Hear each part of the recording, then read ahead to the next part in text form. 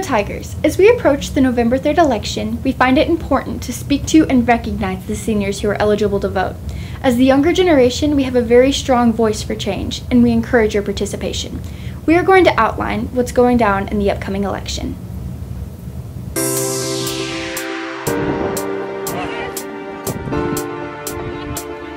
Vote! Vote! Vote! Vote. Vote! Vote!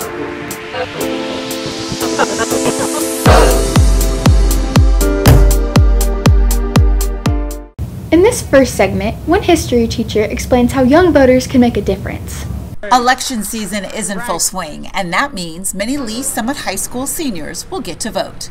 It's important to vote because that is the foundation of our republic. It's the foundation of a Republican form of government. Our system is based on the idea of the consent of the governed. We are the governed. And when we cast a ballot, that's our opportunity to give or deny consent for the things the government does in our name. Historically, some in the 18 to 29 age group choose not to exercise this right. According to Conversation.com, many young voters are confused about voter registration rules and are just plain busy, among other reasons. The leading cause of voter turnout is unfamiliarity with the process, feeling nervous about what to do or feeling uneducated.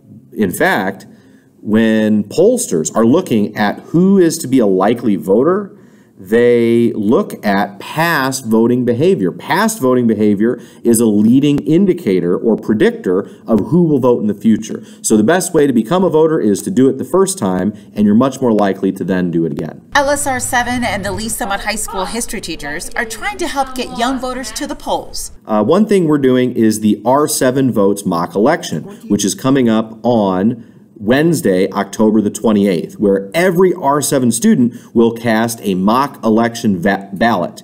And one of the main things that will do is to help reduce that unfamiliarity. It will allow students to see a full ballot from the governor and judgeships and the president and the ballot questions that are all on there, and to sort of reduce some of the mystique and the unfamiliarity that goes into voting for that first time. Before stepping into the voting booth, Donahue suggests students do one crucial thing. As important as voting is being an educated voter. So educate yourself, learn. Don't walk into a polling place and be blown away. Don't walk in and not know what you're voting for. So look for not just things that pop up on social media or opinion pieces. There are reasonable places to go to get good information, and I would suggest three websites.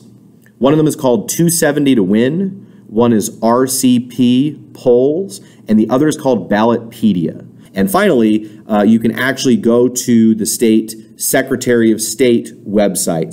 Reporting for Tiger Broadcast. Go! Vote! Tigers! This is Elaine McDonald. Still unsure what each candidate stands for? Erica Dickinson and Selena Dotran illustrate what each candidate supports. Hey Tigers, today we're going to talk about the two prominent presidential candidates for this year's ballot, Joe Biden and Donald Trump. First, we'll talk about the Democratic candidate Joe Biden. His plan for reopening the economy is that it's important to reopen as long as testing continues and increases for COVID-19. For taxes and wages, he wants to increase minimum wage to $15 an hour for a livable salary. And as far as climate change, Biden believes that climate change is a really big issue and plans to invest $2 trillion into zero-emission transportation and other green investments. For criminal justice reform, Biden wants to get rid of the death penalty and solitary confinement. And for education, Biden plans to make public colleges tuition-free to most students, including low-income and minority groups. And finally, for healthcare, Biden supports public healthcare and also supports Obamacare. And for the Republican candidate, we have Donald Trump. He pushes for the states to reopen super fast just to get the economy going.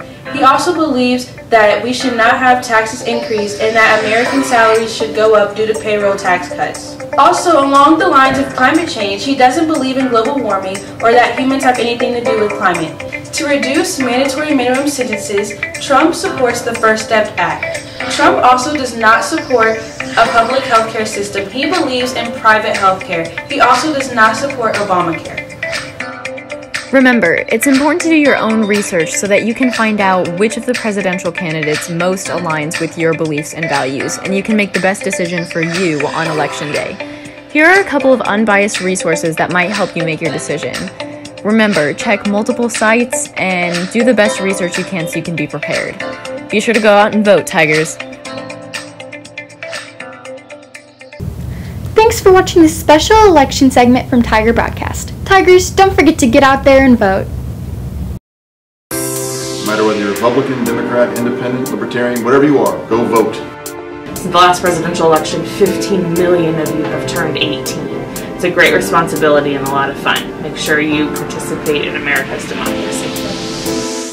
This is Kevin Bowling coming from Lee Summit High School, and to all you students, staff, teachers, friends, colleagues, go out and vote. Hello, Lee Summit Tigers. You need to go out and vote. You are over 18. Make sure that your voice is heard. Vote! Get out and vote.